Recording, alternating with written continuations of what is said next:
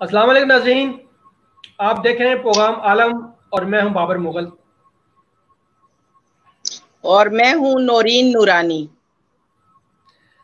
जी नाज़रीन, चूँकि असमाजियात के हवाले से आप गुफ्तगू का सिलसिला जारी है और नूरीन साहबा से भी इस हवाले से बात की जाती है और माशाल्लाह प्रोग्राम को पसंद किया जा रहा है और अच्छी फीडबैक मिल रही है। और बाजी कैसी हैं आप? खैरियत से ठीक हैं? जी अल्लाह का लाख लाख एहसान, शुक्र अल्हम्दुलिल्लाह। आज नाश्ते में आपने क्या किया है? बुध के दिन पानी। सही बताइएगा। जी 11 बजे तक पानी, गुर्दे साफ करती हूँ अपने। क्या ही बात है जी। चले बारह जी, खुशी की बात है। तो नूरीन साहबा, चूँकि हमारा जो प्रोग्राम जारी है इसमें क्वेश्चन रेज भी हो रहे हैं, सवालात भी आ रहे हैं, तो मैंने सोचा कि चूँकि जो सवालात आ रहे हैं वो भी आपसे डिस्कस कर लिए जाए। जी जरूर। तो ये हमारे आज के प्रोग्राम में कराची से काशिफ, फैसलाबाद से मुर्तज़ा और पेशावर से सिराजुल हक और लाहौर से मुर्तज़ा दुरानी ने क्वेश्चन किया और इन्होंने इनको गठा मैंने इस वजह से कर लिया है क्योंकि इनका सवाल की नीयत तकरीबन एक ही जैसी थी। वो ये है कि आजकल चूँकि लॉकडाउन चल रहा है और लॉकडाउन के दौरान स्कूलों, कॉलेजेस, यूनिवर्सिटियों में छुट्टियाँ चल रही हैं और बेखसूस जो स्कूल के तलबा हैं वो इंतहाई इस लॉकडाउन के दौरान फ्रस्ट्रेशन का शिकार हैं, शेड्यूल डिस्टर्ब है। तो इन अफराद का कहने का जो मकसद है वो ये है कि इन बच्चों की जो ज़हनी और रूहानी जो तरबियत है इन छुट्टियों के दौरान जो शेड्यूल डिस्टर्ब है वो कैसे किया जाए, इस वाले से आप हमें कोई गाइड करें। जी नूरानी साहबा। जी बिस्मिल्लाहिर्रहमानिर्रहीम। तमाम तारीफ़ें अल्लाह ताला के लिए और तमाम दरूदो सलाम नबी करीम हज़रत मोहम्मद मुस्तफ़ा सल्लल्लाहु अलैहि वसल्लम पर और उनकी आल पर। बात यह है कि ये जो सिचुएशन है पूरी दुनिया के लिए है और बच्चों ने ये सवाल किया कि कैसे हम अपने शेड्यूल को, तो सबसे पहले तो हमें इस्लाम शेड्यूल देता है हम अपनी नमाजों की तरफ तवज्जो दें। ये असल में अपने आप को वक्त देने का, अपनी आदात जो कुछ हम हर एक की आदात की जो तख्ती है उसके गले में लटक रही होती है, वो अपने आप को हर वक्त ठीक समझता है, जबकि लोग कह रहे होते हैं कि ये है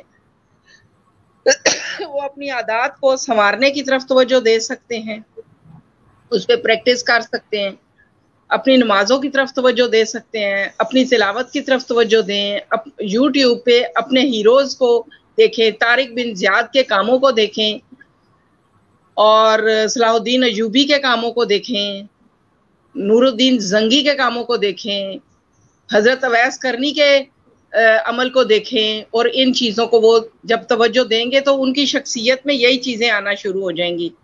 और सबसे बड़ी बात कि रसूल करीम सल्लल्लाहु अलैहि वसल्लम के उस्वा हसना को पढ़ना शुरू करें, कुरान पाक को बातर्जमा पढ़ना शुरू कर दें। इसके लिए तो किसी स्कूल की भी ज़रूरत नहीं, जिसको उर्दू आती है वो बातर्जमा पढ़ना शुरू कर दे और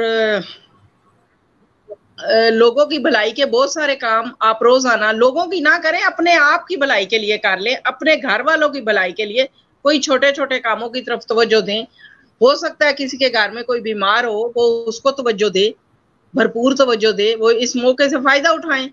तो स्कूल कॉलेज चूंकि बंद है तो उसके बदले में अपने आप को पॉजिटिव रास्ते पे मजीद लगाना बहुत आसान भी हो गया है, क्योंकि पहले बच्चे स्कूल होते थे तो जोर की नमाज का, जाहिर है वो पहली तो बात है आजकल बच्चों को तालीम दी नहीं जाती नमाज की, अगर की भी जाए तो जोहर की नमाज तो जाती ही जाती है। तो वो जोहर की नमाज भी मिल गई और इस नमाज के बारे में अल्लाह पाक ने कुरान पाक में ये फरमाया है कि मैं खुशी देता हूँ, जो जोहर की नमाज पढ़ता है उसको खुशी हासिल होती है। जोहर की नमाज पढ़ो ताकि तुम्हें खुशी हासिल हो, ये ऐसे अल्लाह ताला ने बताया हुआ।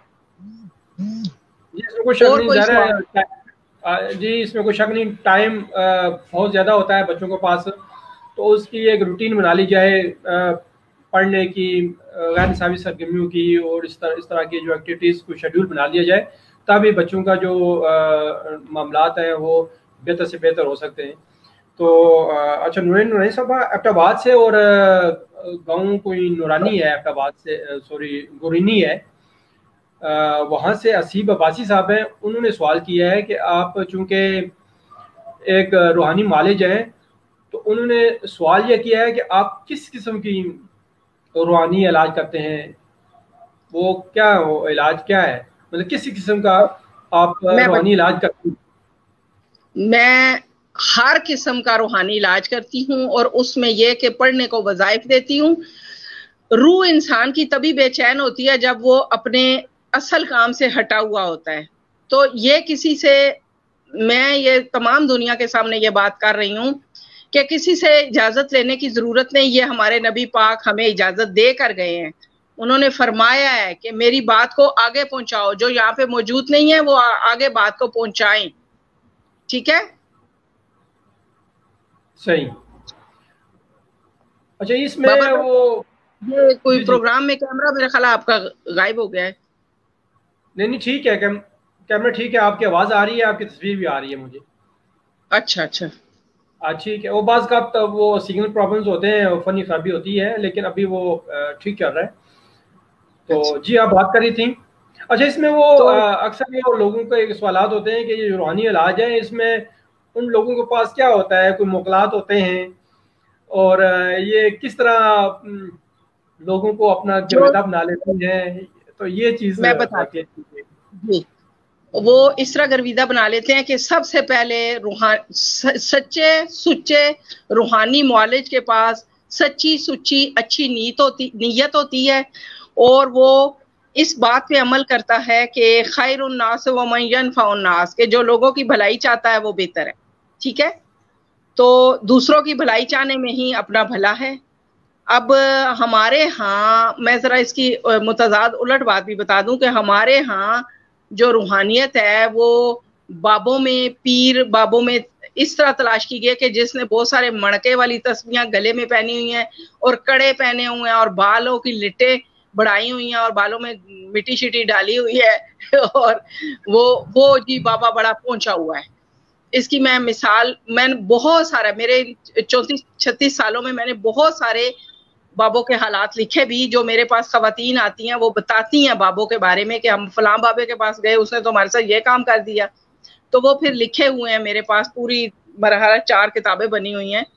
لیکن ایک چھوٹا سا قصہ بتاتی ہوں اپنی گلی کا. یہ ادھر میں چونکہ غریب آباد اور امیر آباد کے درمیان ایک پل کے طور پہ رہ رہی ہوں، پل کا کردار ادا کر رہی ہوں. میری شخصیت بھی، میرا گھر بھی درمیان میں ہے بالکل. چکلالہ اسکیم 3 کا آخری گھر ہے اور غریب آباد کا پہلا گھر ہے. ٹھیک ہے، تو اب یہاں پہ ایک چرسی آدمی فوت ہو گیا، تو اس کے گھر والوں نے یہ کیا کہ اس کی بیٹھک میں جہاں وہ فوت ہو گیا چرسی، اللہ اس کے اوپر رحمت کرے، پتہ نہیں کتنا نیک تھا، بہرحال تھا چرسی، سوٹے لگاتا تھا.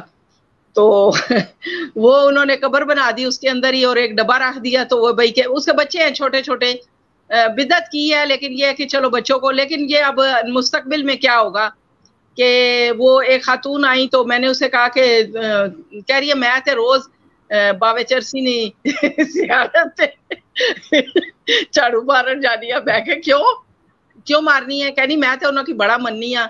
تے میں کہا اچھا تساں مننے ہو، ویسے غلط گل نہیں ہے. دیکھو نہ وہ نماز پڑھنا سی، نہ پاک رہنا سی. میں خود کئی باری گزری ہاں، تو وہ اس طرح غلط ہے، لیکن وہ نہیں مان رہی. اب مستقبل میں کیا ہوگا کہ وہ ایک پہنچا ہوئی بزرگ ہستی بن جائے گا، اور لوگوں کے ایمان خراب ہونا شروع ہو جائیں گے. مستقبل کے بچوں کے لیے یہ بہت خطرے والی بات ہے، اس طرح کی یہ جو زیارتیں ہیں اور یہ چیزیں.